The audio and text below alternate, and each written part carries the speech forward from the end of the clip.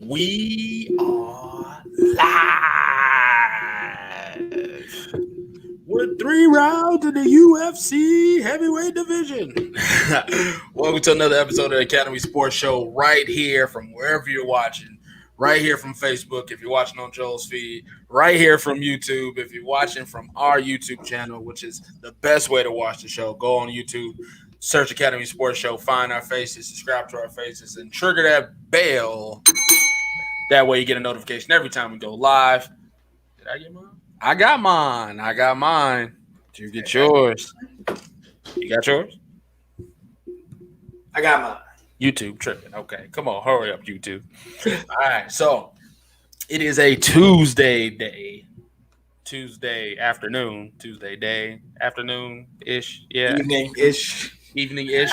7 p.m. It is a gloomy, doom and gloom, lots of rain Tuesday. Yes, it is a Tuesday. It is not a Monday. Once again, adults be adulting, so it's all good. But we are here for you guys here on a Tuesday. You would know if you trigger that bell on YouTube. That way you know when we go live. So if you didn't get that notification on Monday, you're like, oh, man, I know them. They're going to be back tomorrow. And we here on Tuesday. So make sure you trigger that notification bell. That way you get your notification that we are live because we are up. And let's get that comment section popping. The best way you can help the show grow is make sure you share. So if you're on YouTube right now, share to your Facebook, share to your friends. If you're on Facebook right now, share. And we can get as many people in here as possible. All right, so make sure you share, make sure you subscribe, make sure you follow us. You see JWill02 and Dre_on air as our tags on IG. And let's get this thing started. The man, the myth, the legend, GOAT status, Joe Williams. Man, what's good, everybody? Man, welcome to the show. Tuesday night in the D, rainy. It's raining up here like we live in Seattle, baby. It's just constant. It's been a constant raining situation. But we got a lot to talk about, man. Big show ahead tonight. Listen, man, before we dive into the big topic, we know y'all want to talk the big topic, right? Bucks, Suns, NBA Finals. Suns up 2-1. Predictions were laid out last week. Both myself and Dre had the Phoenix Suns winning the Finals. We both had them winning pretty handily, but Dre had him going out in 5. I got him going out in 6. It's 2-1. So we'll give our thoughts so far. Game 4 tomorrow night in Milwaukee. So we'll share our thoughts with you. Kind of talk about how the series has gone so far. Maybe one of us wants to change our picks. Maybe not. We'll see. But we'll talk about it. Plus, in other news, the rundown for today's show, man. Listen, man, y'all saw the fight, UFC. Sorry, UCF. I was in Central Florida. UFC fight, man. Big fight over the weekend. McGregor and Dustin Poirier, right? Yep. Man, fight ended early.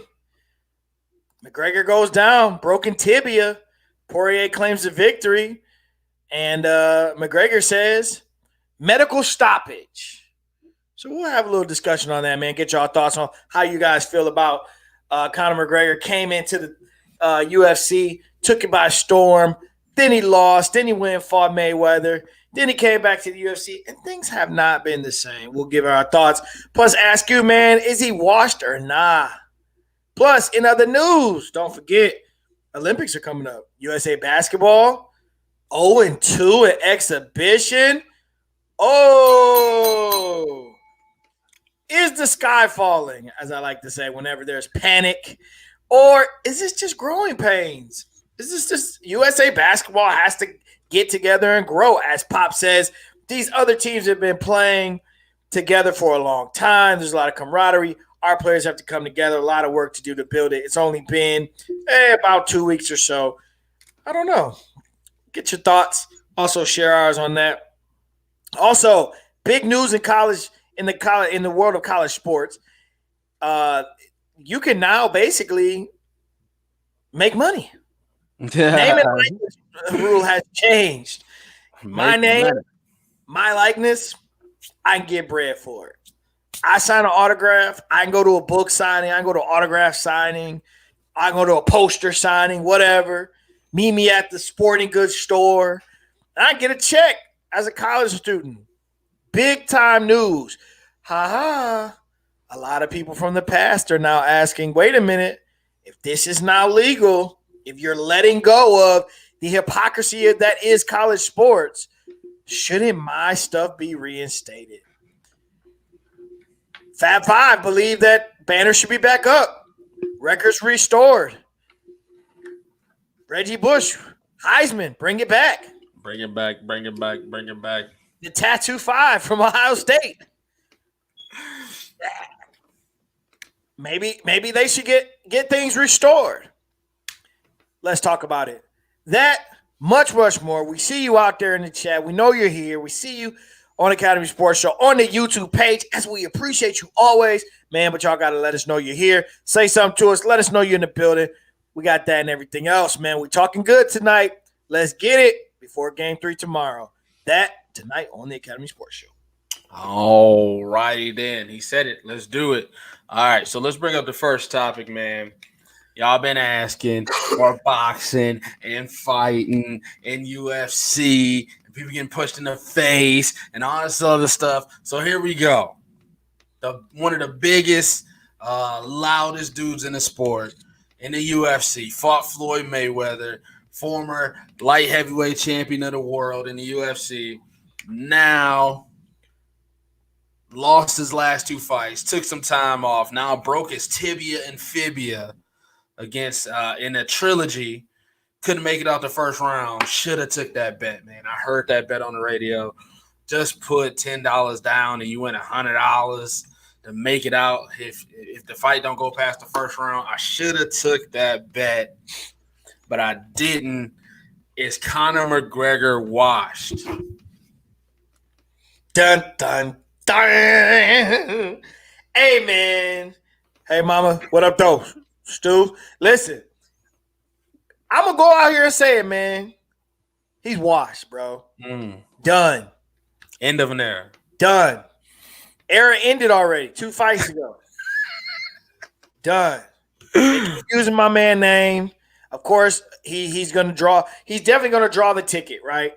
Man's mouth is big enough to have the ticket drawn. He's gonna get people in the seats. Done. He was done when he left and went and fought Mayweather. I was through with him after that, because this was a man that had made his money. Hey man, you made your money, and then you want to go play around instead of staying at the top of his sport, instead of staying fine-tuned and being the man in his sport. He went for the big check. Man, more power to you. But the question on the table is he washed? Done. Wraps. Put a fork in him. Put a fork in him. I got him as washed. What say you? I'm gonna go. Well, let's see what Stu said. He says, I wouldn't say washed. I will say now he's starting to be the big name hype and taking the big paycheck and getting this match over quick. But he's losing the match. Yeah, it's hurting the legacy. I'm gonna say he's washed too, because he did take that time off to fight Floyd, and then after that, the whole contract dispute, and then he retired and unretired and tired and won his money and all this other stuff. So he took an extended time off, and he lost Megan Namaganov, whatever the guy's name is, before he retired. Lost this trilogy to Poirier. Now he has a broken leg in multiple places. So that's more time off. I feel like if he was really committed to the sport, he would have been training. He would have been doing the same thing that he did to get himself. We see this all the time, right? Guys grind to get to that number one spot. And then when you get to that number one spot, you take your foot off the gas pedal. All right. So him taking his foot off the gas pedal, not training as hard, not having hard camps, thinking he can just walk in and knock people out, your time has passed you by, unfortunately. And now it's going to pass you even further, because now you have to nurse this injury. Why not go the long route, work your way up to where you need to be? But I don't think his ego will allow him to be able to work his way up through the ranks again. He thinks he deserves to be at the top of every ticket. And now he's just going to fight guys that's pretty much outclassed him, and he's going to get walked every time.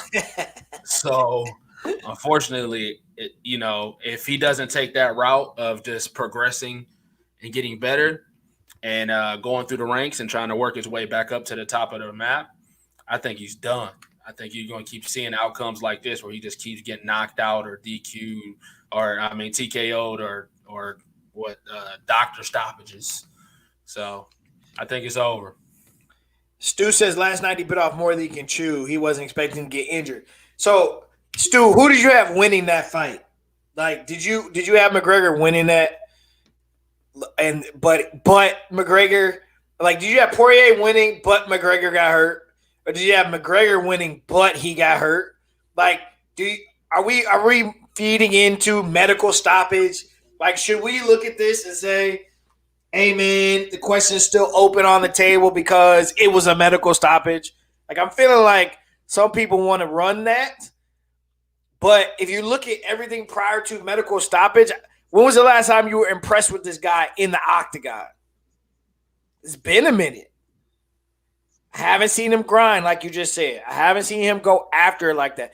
It feels prima donna. It feels like I've arrived. I made it to the top. I know I'm your biggest draw, right? Loudest mouth. And so I can step in, like you said, I can beat anybody at any time. At the end of the day, I think he's washed. Because I think, like you said, I think he's not willing to put in that work. He has to now. Yeah. But by the time he does return, you're looking at 2 or 3 guys maybe that are better than this guy. Yep. And it's going to be big mouth, and then I think he's going to get raked too. I'm just like you on that one. Pop says, done. Here comes another Mike Tyson getting that money wherever. Hey, man. That's because he does. I mean, but that's right? Like, if he's washed, but he's still going to get paid being washed. Right. Because he's going to draw. I mean, do you want to keep hurting your legacy like that? Right. But does he? I mean, at this point, right, you get kicked in the leg and it breaks. How come that's a medical stoppage? How come that's not? He didn't even get kicked in, bro. He just walked backwards and snapped. Yeah. Nope. He didn't even throw nothing. He was like, I'm walking backwards, and it was like, fold. So that's your body telling you, listen, we did all we could do. Shut it down. Enjoy the money.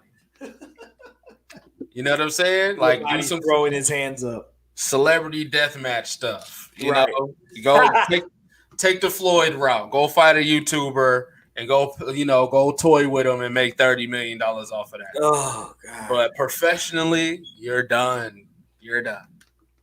Stu said, no, he's going to be the big name draw for the up and coming fighter to get a big name under their belt. Yeah, I mean, but I agree.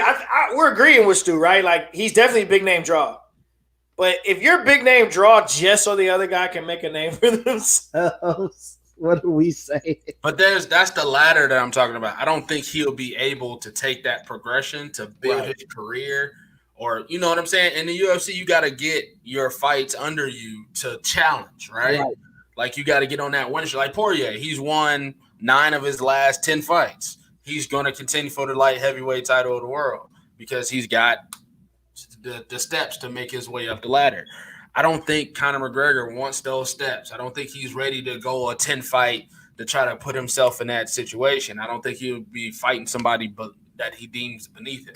I think he wants to – now he's in the dream match phase of his career. Oh, McGregor versus the Iceman Chuck Liddell. Like what would happen? You know what I'm saying? Like, I feel like he's in that thing. And even talking about Chuck Liddell, man, that brother got knocked out day after day after day before they had to shut him down because he thought he still had it. You know, Iceman was knocking out everybody, and then it was like concussion, knockout. I was like, okay, he ain't got it no more. Your body's telling you. I don't want to see this man become the he ain't got it no more. Yeah, he ain't got it no more. It's just it.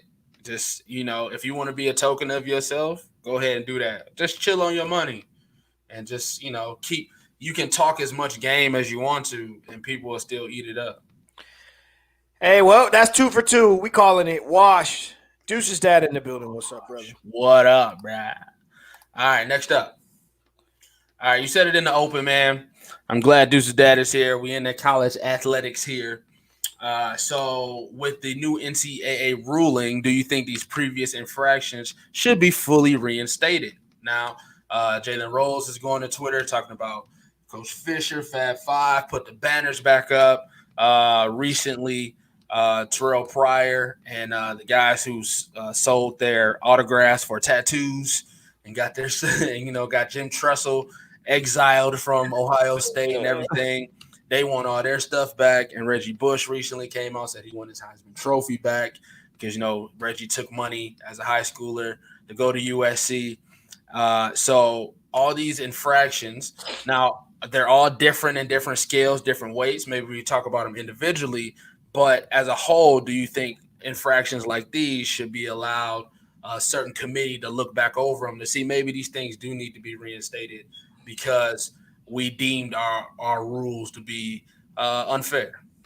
Man, reinstate everybody. Everybody. Give everybody their stuff, bro. I mean, this is the hypocrisy of NCAA athletics, bro. This is exactly what it is that people have been upset about. And like anything, over time, as it gains steam, sooner or later, people fold under the pressure of what is nowadays what is pretty much social media and media pressure from all these other sources. But we've known for years, man, that the value of what what these athletes are as commodities to these schools versus what the schools make has been disproportionate. And it's been disproportionate over a long time for our race, for these young black boys playing football and playing basketball. Those are your two sports. Any school that's got big time athletics, they've got really good basketball, really good football, one or the other. And then if you're lucky, you're a school that's got both. So we know them, right? The blue bloods, the pure, the ones that have to be in the tournament every year, the Kentuckys, the Dukes, the Michigans, the USCs, the Texas, all of that. Give everybody their stuff back. That's my stance on it. Give everybody their stuff back. Why? What? These dudes weren't eating, bro. I went to school with some of these guys. It's real. Like they struggled. Imagine what it was like to go to school at U of M and you're not an athlete. And I remember like the Kroger run was like ramen noodles, some boxes of cereal. It was real minimal, bro. Mm-hmm. Okay. So you got that, and then you have your meal plan. So you imagine that, and then imagine while you're living that way, you're also making the school millions of dollars. Yep. I think I would feel some type of way. I think it's hard to talk about this sometimes because you're not in their shoes, so we don't know what it's like to be that athlete. Because it's easy to look at them and be like, "Oh, whatever, man. You're an athlete. You get free this, free that." Because they get some great stuff too. There's some perks to being an athlete at Michigan, right. But at the same time, Michigan has been in the black for the last 30 years when it comes to finances and their budget, and it's mainly off of the brand that was created by these men, these young boys. At the time, they were boys. So my take on it is give everything back. Put it back up. And Deuce's dad pointed out, yes, that was a school decision to take down the banners. I think that whole thing needs to be corrected. I hope Jawan's working that out because I think that that's a piece of history at Michigan that needs to be reinstated with the whole scandal with Chris Webber. So I agree there. But Stu said, no, if you go to jail for selling weed before it was legal, do you get out of jail? Hey, there's a big argument that a lot of those guys should not be in jail right now. Yeah. But that's my take on it, man. Give these guys their stuff back, bro. Because it's just hypocritical to me. It's always been hypocritical. The scholarship, I get it. Yep, you get a free education. Most of us will come out of school and still owe. But a lot of these guys don't they don't even stay to graduate because they end up going to professional. But a lot of them do. But still, at the end of the day, that 4-year scholarship that you just gave me that's worth maybe 4 times 4, $660,000. for an out-of-state student at Michigan, I made you that in the off season for season ticket sales. I did. Because they want to see me. I did. Here's my thing, though. I feel like maybe there should be like an infractions committee to try to figure out all this, because I feel like you can't give everybody their stuff back. Like Reggie and the Fab Five, I would say no, just because they took money, right? Like they took booster money, they took incentives to go to school in Reggie's thing. But like like I sold you my autographs so I can get a tattoo. That seems like more of a what it's been reinstated for. You know what I'm saying? Like I'll reinstate you because now the rules allow you to sell your autographs for whatever now. Like that is like, okay, so that kind of falls in line with what we just put in a place. But like you just can't be like everybody's back. Your boosters just going ahead and just buying all these players up. You know what I'm saying? All these wild, lavish, trips to these universities to get these kids to go. I think that is a slippery slope. Yeah, but let me tell you something. Those wild, lavish situations that appear on these college campuses or around them in the local metropolitan areas with these young men are still taking place today. Most definitely. They're just quietly being Rick taken. Pitino had a whole situation. Thank you. All right, I mean, I see what you're saying, because if you compare these situations, I think what Reggie Bush's situation was money, a house. I think there were some things involved there. We know the Martin scandal here in Michigan, where again these guys were getting. I don't necessarily know that situation was to get them to Michigan, but they were definitely getting the help. But at the end of the day, the only time this ever comes out is if somebody gets mad and somebody wants to tell and blast somebody. A lot of schools are doing it, D1 level, D2 level, in order to try to attract these athletes. And my thing is, if you're going to go that far to do that, then that means you understand what type of business this is.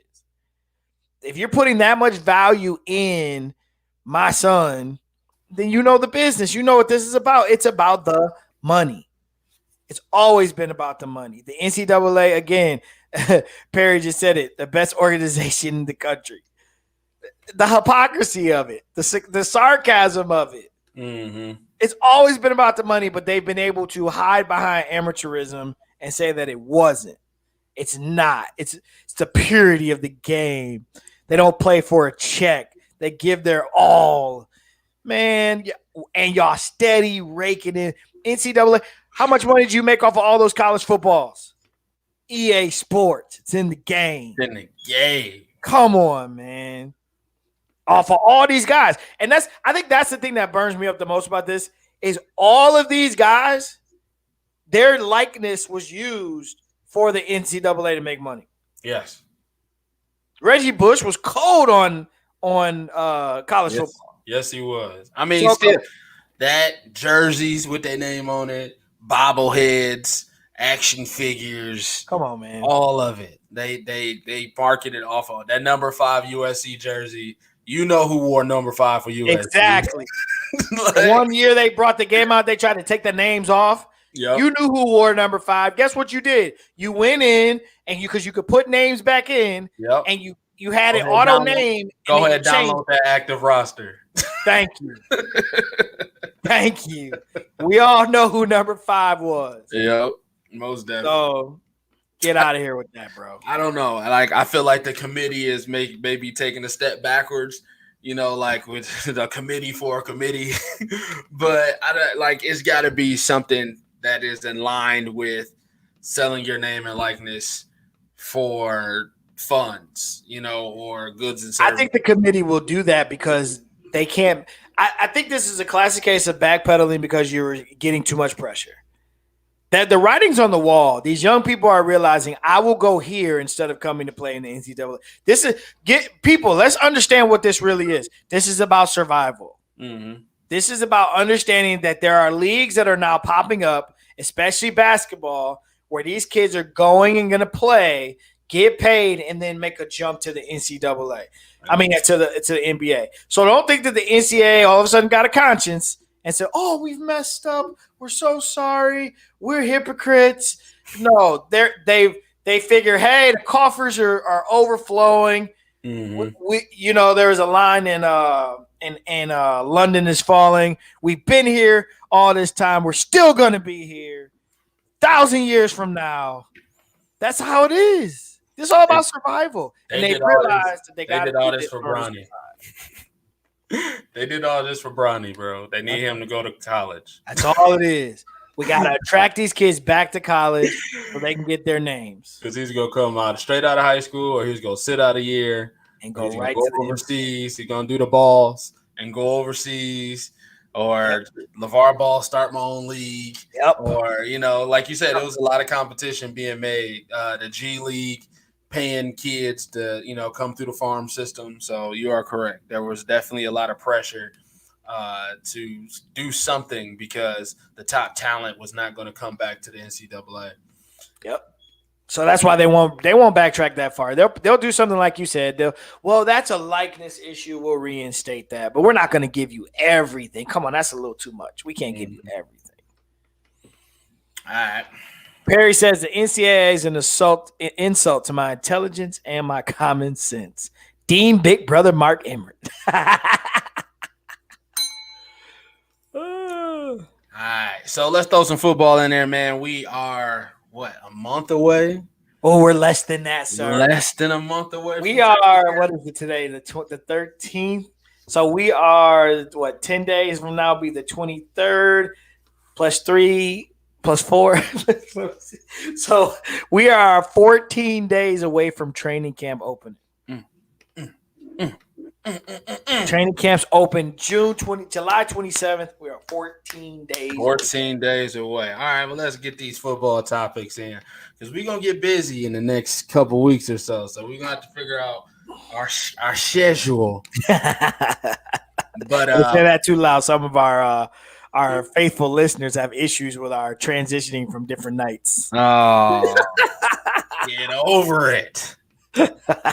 Let's be adults here. All right, so this came on Get Up. I took a screenshot just in case I couldn't find the graphic online, and I couldn't find the graphic online, so I had to use the screenshot. Good work. All right, listen, I'm a journalist. Ish. So ESPN Plus, which I don't pay for, so that's why I couldn't find the graphic, had an article out. And the article was the top ranking NFL QBs going into this year. So as you see, Patrick Mahomes is number 1, Aaron Rodgers number 2, Tom Brady at 3, Russell Wilson at 4, Josh Allen at 5, Matthew Stafford at 6, Dak Prescott at 7, Lamar Jackson at 8, Justin Herbert at 9, and Kyler Murray at 10. So now we can rip this apart. We can shred it. We can take it apart. We can, debate who's above who.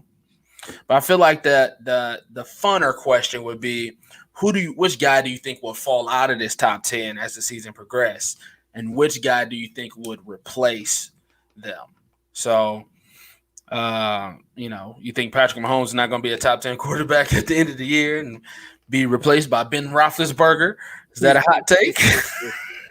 Yeah, it's not going to be a hot take on this show.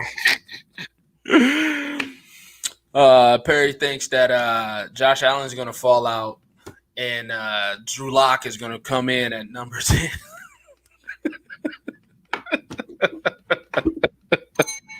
Wow, shots fired. I'm over here looking at the comment section like, I don't see that. Wow. Dre making the first move. Drew Lock. All right, so Homer, what do you think? Man, you know me so well. It's who am I going to pick to take out? Who am I going to put in? You calling me out. I lofted this one up for you. I think there's two ways to go on this one, though. Hey, listen, I'm sending you softballs like like my man from the Mets that won the home run derby. I'm putting it right in your wheelhouse. You go ahead and knock that one straight out. Warming it up. We warming it up. Oh man. Wait, let me get comments in. Wait. Perry says the most wonderful time of the year. Sports shows become way better when football is on point. He raised his hand and said, I do. He has a problem with our changing nights. He struggles with change. And then he just responded to your shot. He said, wow, brother Dre. Okay, sir. All right. Let me answer this question because I know y'all want to hear my answer on this. Let me state the obvious here. So I think one, you can look at this and go, hey, if Aaron Rodgers doesn't play, he's gonna fall out of the top 10. That's very true. And God, I'm so hoping he plays. I just really don't want that to happen. But hey man, do what you gotta do, Aaron Rodgers. I enjoyed watching you on the match with him and DeChambeau got the victory. But so I'm looking at this list, man, and I'm gonna be honest with you. I think it's Matt Stafford. I think that the Rams to me are going to be interesting because they lost a lot of pieces from their defense. Mm-hmm. Guys that wanted to go get paid. Shoot, we got two of them on our defense this year. So I'm interested to see like how that defense adjusts. But I'm also interested to see how Matt Stafford adjusts to the McVay system. I think it fits him because I think McVay is a creative mind offensively, but he likes to run the ball, and I think Stafford has always needed that. That's been my issue with the Lions for years is that, hey, give Stafford a running game, and I think this guy's a top 5 quarterback maybe, but they never do. So we know what the Rams do. They do love to run the football. They run the same kind of set of plays. You have the same look, jet sweep, dive, pass, jet sweep. So I think that could be beneficial. But I wonder in season 1, does he struggle? Ultimately, I think he's still good out there, but I think the most opportune chance to fall out of the top 5, I think comes a top 10, and it comes from Matt Stafford. So he's not going to be your fantasy quarterback this year. Who you say what? I said Stafford's not going to be a fantasy quarterback this year. No, he's not. No, he's not. You better hope I get the right draft pick. We'll talk about that the next because you ain't gonna keep taking my quarterback from me every year. But I hate the fact that every time you draft in front of me, you always get my quarterback. But I will say this: I feel like the quarterback to replace him, just because the offense is so loaded and there's the ability to have that second year in that same offense with a running game. Possibly the best running game in the league. Let me take a sip from my Cleveland. This is for you. Let's go, Baker. Baker in the top 10, sir. Baker in the top 10. This is the year Baker in the top 10. Is there Kool-Aid in that thermos? Because you drinking it. No, it's red and it's called cranberry juice. Minus anything else. This is sober-minded. Baker, top 10 quarterback. Running game, play action, and the struggle of 2 years ago is gone. His QBR last year, very respectable, top half of the league. Baker. You fell for that bait, hook, line, and sinker. I ain't fall for it. You set it up right because you knew I was going to take it because you knew that was the answer. You knew the answer to this. That question is not the answer at all. I do agree with you with the Stafford thing, though. I feel like he's probably the most likely. I would. Here's the thing. I like Josh Allen. Can he do it again? There's a couple guys on here. Can he do it again? Josh Allen, can he do it again? Justin Herbert, can he do it again? Dak Prescott, can he do it again? Like, I feel like those top 4 guys are solidified, and then everybody else is, Lamar Jackson is the enigma in here. Like, he is a good quarterback, but is he a quarterback or is he a dual threat guy that can just torch you either way? Dak Prescott coming back off the leg injury. Justin Herbert only played, a third of the season, but is he that guy? You know what I'm saying? Kyler Murray. I don't know. I don't know about these guys. I'm going to say Dak. I'm going to say Dak falls out. I'm going to say the Cowboys don't have the season. Huh? Just first year back season? Yeah, first year back, leg busted. Got to get your legs underneath you. I feel like the way this team goes is as far as Zeke goes. Like, I feel like this should be a run-heavy team. They got offensive weapons. But I don't see Dak throwing a lot of 300-yard games. I feel like it's more of a rush kind of team. If that even though Dak going before he breaks his leg was balling. He was. He's on his way to a 4,500-yard season. I don't know. Something tells me Josh Allen or Dak Prescott, to be honest with you. I think the Dak one's fair. I think the Allen one, I don't know. I felt like after what he did last year, that felt like real deal to me. Kyler Murray feels real deal because his ability to throw the ball, like to stand in the pocket and throw the ball, I think makes him superiorly dangerous. Because if you had to say, do you believe in Lamar or Kyler standing in the pocket and beating you, who would you pick? I go Kyler Murray. I think Kyler could beat me standing in the pocket. Lamar, I don't know yet. Team as constructed with D-Hop, I'll go Kyler Murray.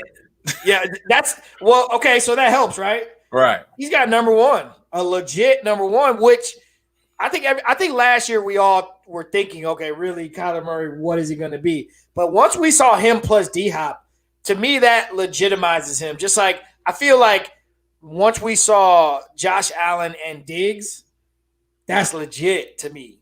But I don't think it is, though. Like, Stephon Diggs is not that guy. He's that guy for Buffalo, but he's not that guy. You know what I'm saying? Like, I feel like it's going to be like a Monday night game, and it's going to be like Josh Allen 2020, Josh Allen, Stephon Diggs 2020, Josh Allen, Stephon Diggs 2021. Like, what's wrong with this year with them? Like, I see that graphic happening. You know what I'm saying? Like, why are they not connecting this year, which made them connect last year? But I don't know. But the guy so I got two guys in mind, and neither one of them plays for the Browns. That I think first of all, there's only be one person. You have neither one, okay? Well, obviously it's not two people. Neither one of the guys I'm thinking one plays for the Browns. One of them does play in Ohio, though. And that's the young man named Joe Burrow. Okay. I feel like Cool Joe can slide up in here somewhere. Like, he got his number one weapon from LSU, got a year under his belt. You saw the moxie. You saw the guy make a ton of plays, tried to shore up that offensive line. Another year under his belt. I feel like Joe Burrow can do it. I don't believe in his number one. That's my issue with him. I don't believe in his number one. All right. Then the next guy, you got to believe in his number one. Julio Jones to Ryan Tannehill. Or Ryan Tannehill to Julio Jones. I feel like Ryan Tannehill has consistently got better. He's not the name.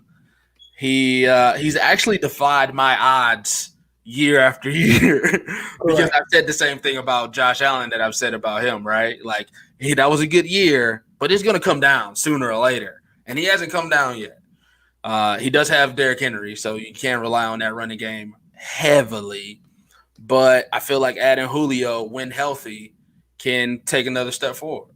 So I feel like either Tannehill or Burrow can be, a guy that can hop in this top 10. So I think so. I like the Tannehill pick. The only concern I would have with Tannehill is the system he's in. I think the capability's there, but if you look at their regular season and then their playoff runs, the reason we think of Tannehill is not because of what they do in the regular season. It's because of how they performed recently in the playoffs, and he has had games that he had to win, and he did it. And I think that's where the surprise is, right? It's like it ain't the name, and this is Tannenhill, right? Like this is the same guy that was in Miami, and he kind of floated, and we were like, and it's not gonna make a big story when he signs, but he fits Tennessee very well. He outperforms at the right times.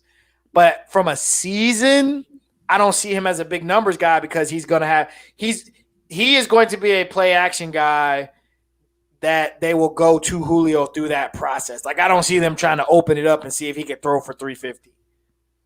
Because it's just too much Derrick Henry. There's just going to be reliable too much. I feel like he could get you a sneaky 350 here and there.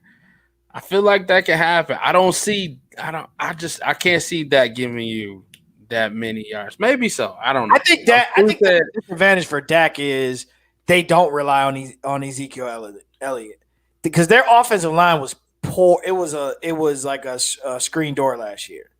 So if they can shore that up, right, then he has protection. But he was running for his life. So I don't know. It's fair. Yeah. Right. Perry said Goff should be in this conversation. I agree with you. He has the talent, but he plays for the Lions. That's just how I feel about that. You took a shot because I took a shot. I don't. This ain't power hour, sir.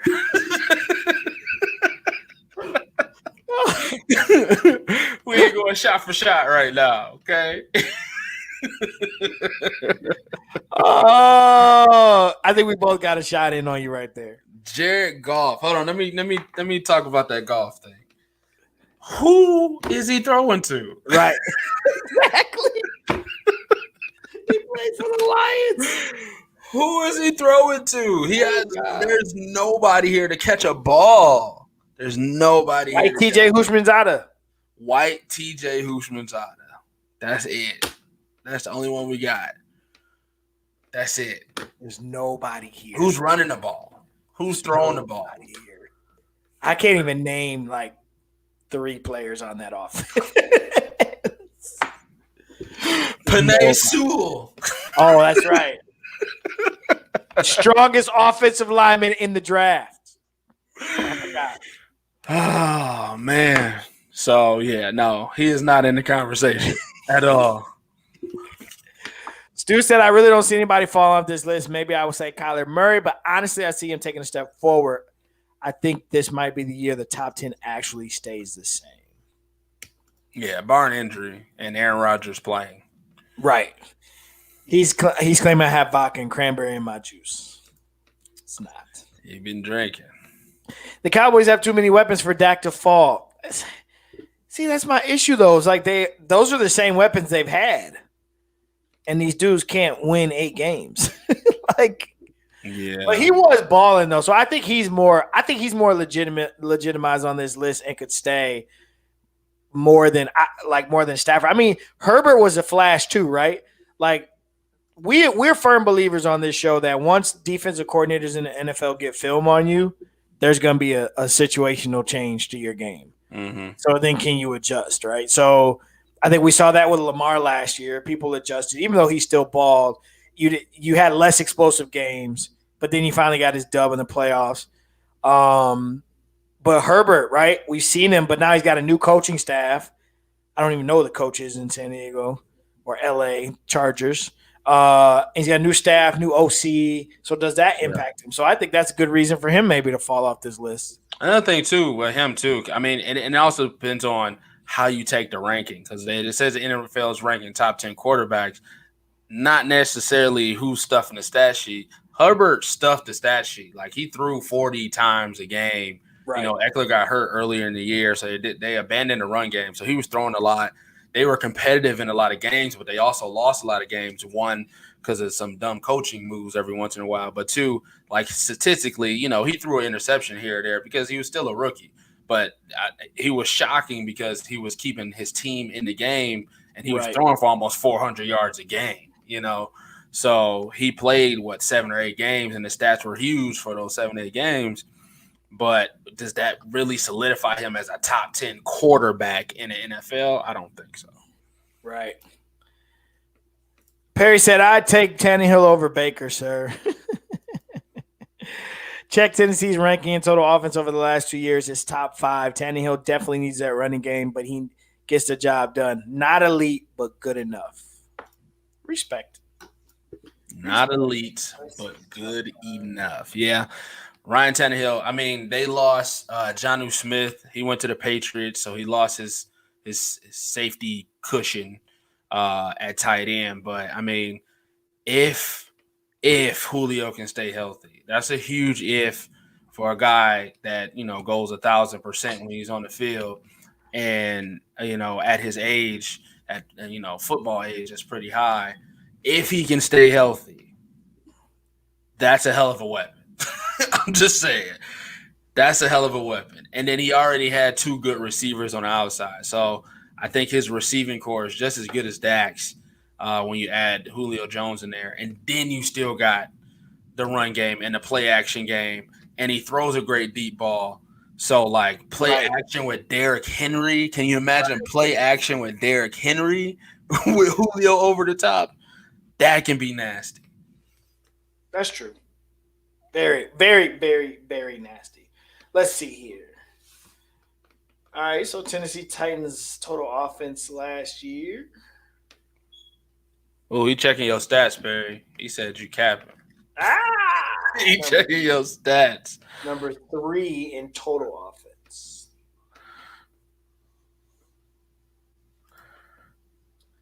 Just checking, man. People make, you come after us on the show. We gotta make sure the facts is right. Yeah, so 2 years ago they were actually 1, 2, 3, 4, 5, 6, 7. They were 12th. Last year they were number 3. 2 years ago they were 12th in the league. But that was the year they went to the AFC Championship game, right? Yeah, yep. That was the year where he surprised us. Yep. I'm looking at regular season only, by the way. Before that, they were even lower than that. All right, he's saying the haters can't stand it. You're on the wrong website. All right. I brought this up because I just wanted you to put more pressure on Baker. I just want more and more and more pressure. No problem. So listen, the pressure it's real, man. Listen, the Browns, I'll say it. The Browns are Super Bowl contenders this year. Clip it. Contenders. That means nothing. They're contenders. I'm making this a clip. This is going on YouTube. This is going on Instagram. Everything. I'm nervous. Oh, no, you ain't nervous now. You just said it out loud. You fine. You got to back it up. If you're from Cleveland, you're a Cleveland fan, you understand I'm nervous. Commit to it. You got to commit, my boy. You got to commit. All right, last one for the news and notes. Team USA lost to, was it just Africa? Oh, no, it was Nigeria. Lost to Nigeria, and then they lost to Australia. So, which mostly explains Team USA struggle so far? Is it, like you said, no continuity? They haven't been together for a while. Is it the team's just not configured correctly? Hey, bro, he's taking shots. He said no matter the pressure on Baker or not, they'll be on television outside of Thanksgiving.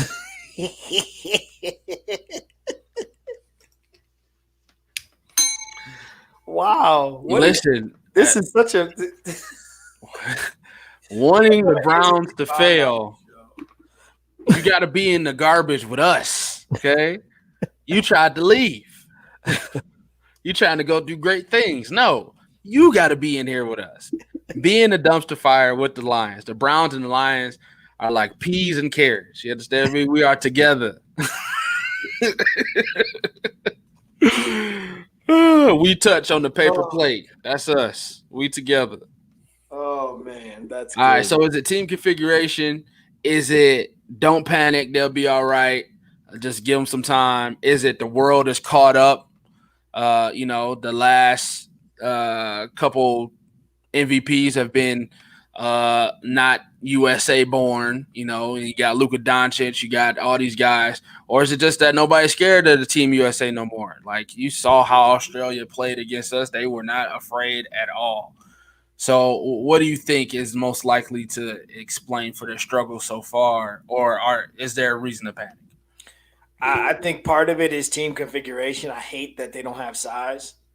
I mean, the NBA game has transitioned to this positionless basketball. You don't really need a big man type stuff, and there's like one or two in the league, and one, there's Joker and everybody else. But so I don't like the way they're built per se. But then again, the others on all these other teams are still not the level of this team as a whole. So I think this is a do not panic. Everything will be fine once these guys play together enough and they figure out some rotations and stuff like that. Um, but Stu said they're soft. I think he's got a point.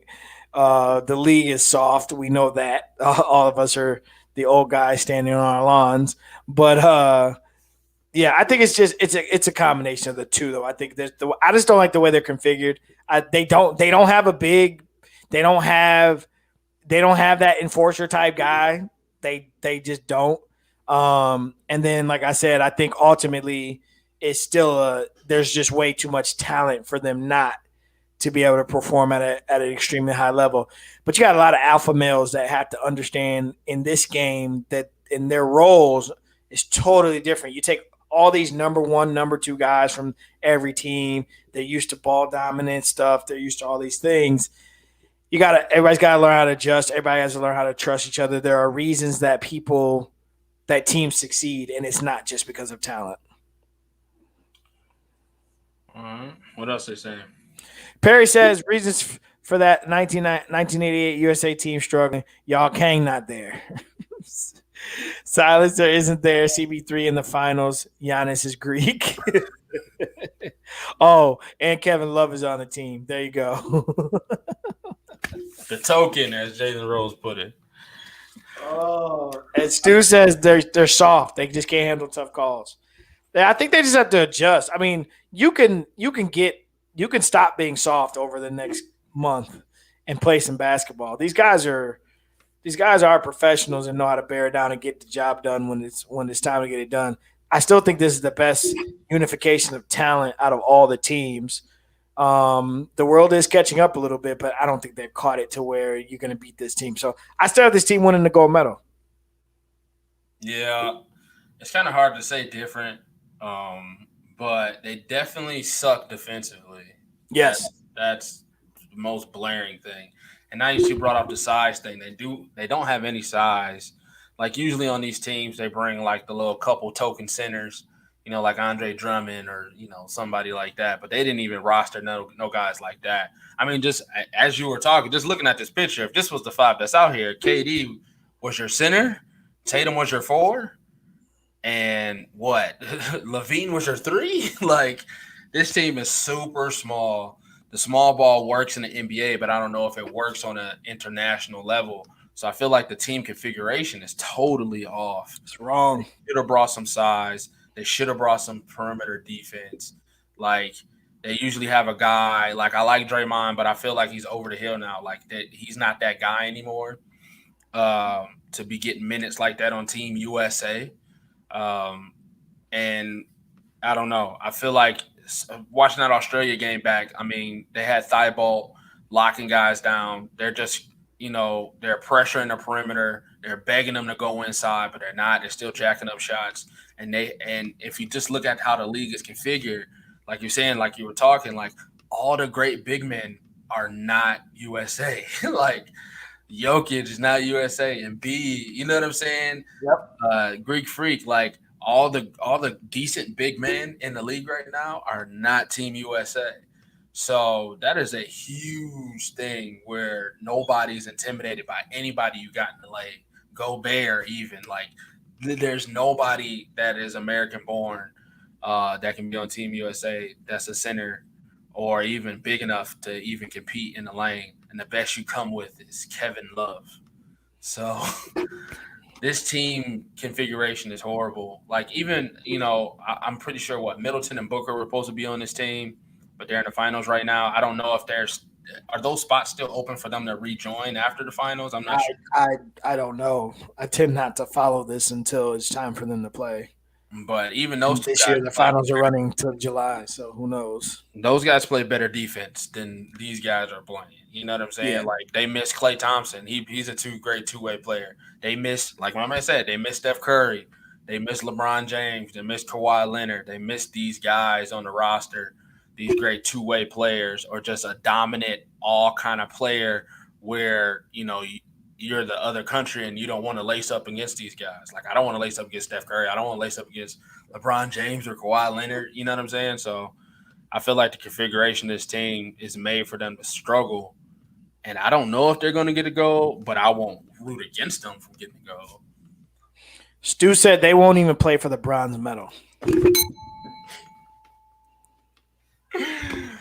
Mr. Hot Take is back. Yes. He's not taking it hard. Full effect. Perry said, let me be clear. I think they will win, though. But ask my guy Pop to stop lying about the U.S. not blowing out Australia and Nigeria. Yeah, man. Pop got mad for no reason except for he just wanted to be mad. And he just made something up. Like, that's being disrespectful by saying blowing them out. Dog, you blew out teams. Stop it. The teams that plays you tough, you still beat them by 15. Mm-hmm. Come on, man. Y'all was blowing. Croatia didn't play you close. Croatia. Serbia, you blew. Nigeria beat you, bro. Yeah. Y'all got not just beat. Y'all got by Nigeria. Yeah. Come on, man. Yeah. So who they play today? They play somebody today. Oh, don't tell me that. I'd hate to. They're going to be 0-3.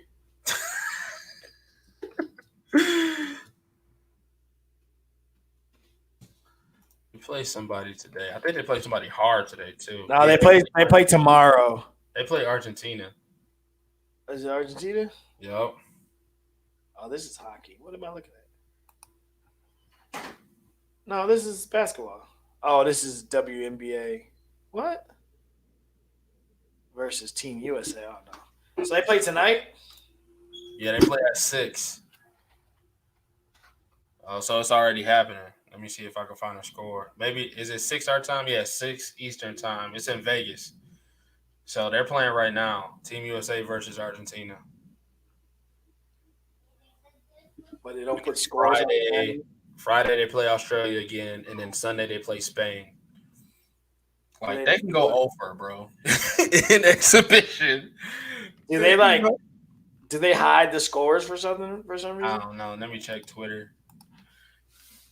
Does Twitter have it?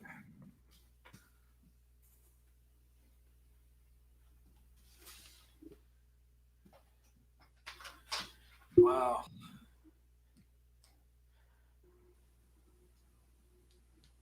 That's crazy. But if they go over in the exhibition, Stu might be right.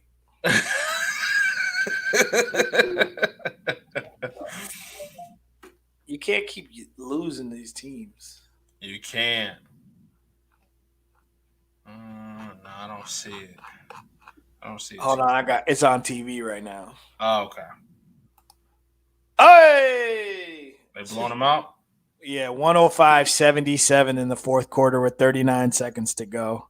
There you go. Ooh, Kevin Love's in the game. Zach LaVine put a poster on somebody. I'm watching this on Twitter. Yeah, Kevin Love's in the game right now. Who's this guy? Number 47. He's a college kid. That's how you know. Do they let the college kids? Who is that? Jenkins? I don't know. Who is Jenkins? Oh, God, Kevin Love just got crossed. Oh, oh God. Oh, yeah, 108-80. All right. They're 1-2. They're back. Problem solved. Problem solved. All right, so we'll look forward to seeing what that is coming up. And let's get where the bread is buttered. We ain't got to spend too much time on it. Y'all been watching these three games. The NBA Finals are here. We got Suns Bucks. We both made our predictions last week. If you weren't here last week, please put your predictions in the chat. They mean nothing now because the games are started and you're just gonna hedge your bet. But just for fun, go ahead and put your predictions in the chat. You should have been here last week. But Joe had Suns in 6. I had Suns in 5. We both thought the Suns would be up 2-1 coming into this show today. Or right? Yeah, we both thought the Suns would be up 2-1 coming into the show today. And everything has stood packed so far. The Suns look like they were going to sweep in the first 2 games in Phoenix, handle their business. Giannis still got his, but Middleton and Holiday were nowhere to be found in those first 2 games. And then game 3 comes, that pivotal game 3, back at home. Giannis still goes crazy, another 40-point double-double. And Holiday and Middleton decide to show up, and they go ahead and handle the Suns. Devin Booker ominously sits on the bench for an extended period of time for nobody has explained yet so far. But, it happened, so we're just going to let it ride. And now we're going into game 4 tomorrow. Will the Bucks even up the series 2-2 going back to Phoenix? And let me look at the schedule. Or will the Suns take a commanding 3-1 lead? Or maybe the better question is, how do you feel the series is going so far? I think it's going as expected. I think the way you just laid it out was exactly what we thought. So the Phoenix Suns others played really well at home, right? The old mantra: you get to sleep in your own bed, drive your own car, eat breakfast at home, go through your routine, your daily routine, and that is normal to you at home, comfortable, shoot, great, in your gym, all that good stuff. Mm-hmm. Game 3, we expected the energy game. Can Phoenix match? The thing that I think is interesting is that Devin Booker shooting woes, right? So, like, if you look at totality, his last few games together, he hasn't shot well. He shot well in the closeout. He shot well game 2. He shot okay game 1. Now game 3, he goes back to not shooting well. So that consistent level of superstar play is what we're watching him ascend to, and trying to see, can he maintain that? He's got to make shots for this team to be dangerous, because Chris Paul has been super consistent. The elbow jumper for Chris Paul has just been knocked down. It's unguardable. So you got to get Booker back to being Book. I think they win game 4. I think they go home up 3-1.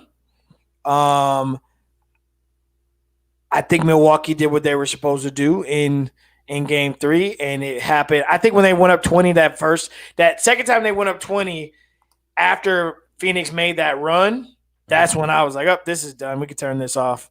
And then Phoenix made another small run, but it just never got back to being close. So I think Phoenix wins game 4, but I think they lose game 5 and win game 6 back in Milwaukee. So I still think it's Phoenix in 6, but I think they will lose. I think they will win game 4 here in Milwaukee, and everybody will be saying that it's over, but Milwaukee will still have a fighting chance come game 5. Oh, you laid that out very well. Because you got to keep your prediction on, right? It's in game 6. Yeah, I did have to keep my prediction. So if they go up 3-1, that's what, game 5 is going to be the Scott Foster game? Yeah. Bring out. You got to extend the series. Referee Scott Foster has been called. Put the extension on, please. We need this to at least go 6 games. So just looking at the schedule, so there's a game tomorrow, game 4. Game 5 is on Saturday. Game 6 is on Tuesday. So we could be possibly going into the next show with that game 6 being the last game, as some have predicted. I don't know if anybody predicted a 7-game series. So I think we should still have a series by the time we have a show. Like, I don't think we'll be recapping the end of the NBA. We might be recapping because game 5 is over the weekend. So if it ends in 5, we'll be talking about the champs. Well, actually, yeah, we were because I needed my prediction to stick. So that Monday we'll be talking about how the Suns won. But who was it? Lawrence brought up Sarge injury, so Yeah. they have depth problems. If you got Frank Kaminsky out there, there's an issue. Okay, Yep. uh, As you pointed so out, Kevin Love being in the game is equivalent to Frank the Tank being in the game for the Suns. most definitely. So there's a shortened rotation. So there's DeAndre Ayton playing more minutes. So now you see him less and less, more physically imposing in these games.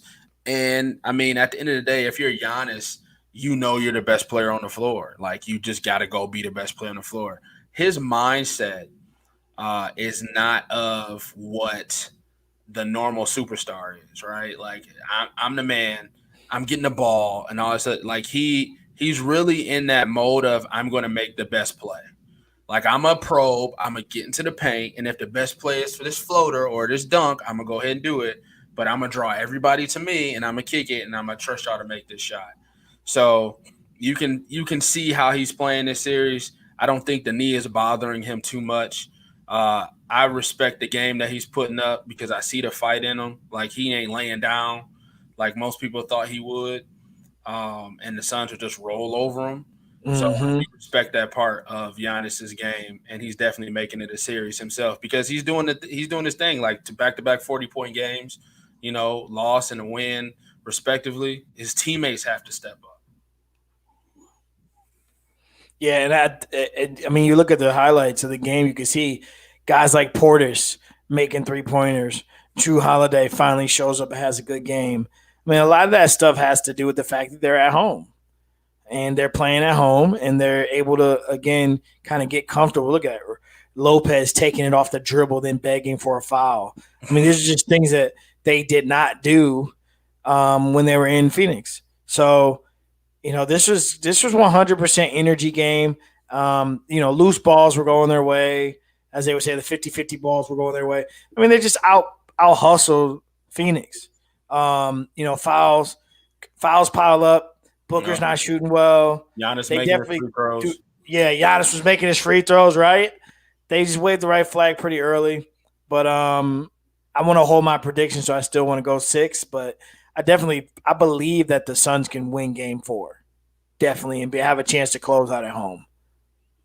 Yeah, the Booker. Remember, we had that topic. Booker or Middleton. Like, who do you think will step up more in that role of secondary between Chris Paul and Giannis? You know, that was the Chris Middleton. Chris Middleton showed up. Booker has yet to go nuclear yet. He's Right. yet to go in fuego like we know he can. I don't know what his issue is. Like I said, he sat out that extended period of time and he didn't come back in the game, and nobody really explained what happened. So, like, is he injured? Is something wrong with him? Is he in his feelings? I don't know.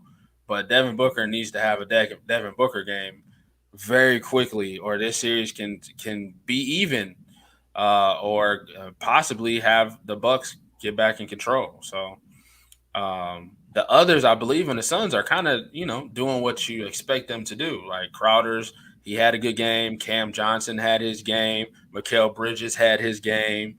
Cameron Payne had his game. Where's Devin Booker? So that's what I'll be looking for in these next couple games. Is Devin Booker going to be assertive and put his stamp on this game? Yeah, I agree there. I think that's the one piece that's missing because I think the others from Phoenix are better than Milwaukee's others. I like that. I just think I like their team better. As far as how they're built, they're all long, they're athletic, they can all get to the rim. I was a Jay Crowder hater in the last like 5-6 games. I wanted him to stop shooting the basketball. Like I'm begging you, Cam Johnson. I'm begging him to stop that was nice. shooting the basketball. But he finally had a game and showed up. I think Phoenix has the better others on the floor. I think they have a great bench. They have great chemistry. Milwaukee plays as I think.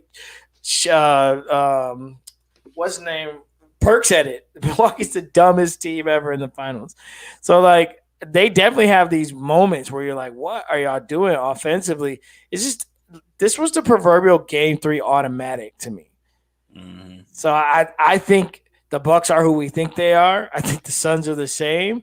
And I think the who we think they are will show up in game 4. And I think that if that happens, the Suns win.